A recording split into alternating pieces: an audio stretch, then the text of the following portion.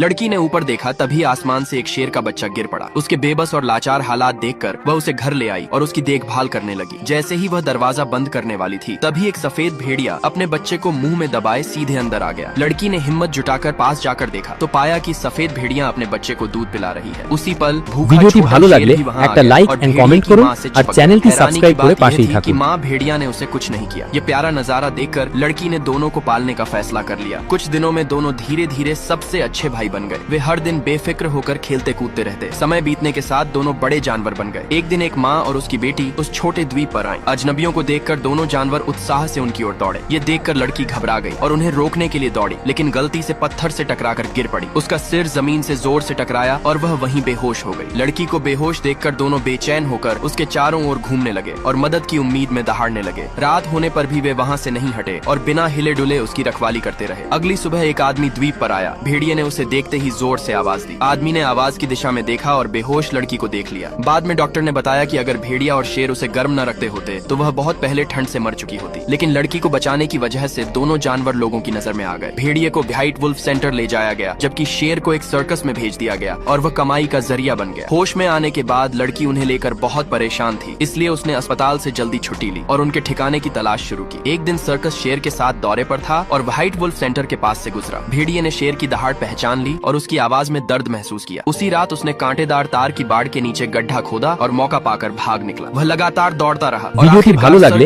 একটা like and comment করুন আর চ্যানেলটি সাবস্ক্রাইব করে পাশেই जब वह থাকুন। शेर के पास पहुंचा तो समझ गया कि पिंजरा खोलना आसान नहीं है। फिर भी उसने हार नहीं मानी। उसे एक टहनी मिली और उसने उसी से लोहे का पिंजरा खोलने की कोशिश की। शेर भी मदद के लिए उठ खड़ा हुआ, लेकिन कमजोर टहनी मजबूत पिंजरे के आगे टिक नहीं पाई। शोर सुनकर सर्कस का लीडर आ गया। भेड़िया पास ही छिप गया। लीडर ने चिड़चिड़े शेर को देखा और हालात समझने के लिए पिंजरा खोला। उसी पल भेड़िया छलांग लगाकर बाहर आया, लीडर को गिराया और शेर के साथ भाग निकला। लंबे समय बाद मिलन से दोनों बेहद खुश थे। वे साथ साथ खेलते रहे और जंगल की बची खुशबू से अपने घर की दिशा ढूंढते रहे।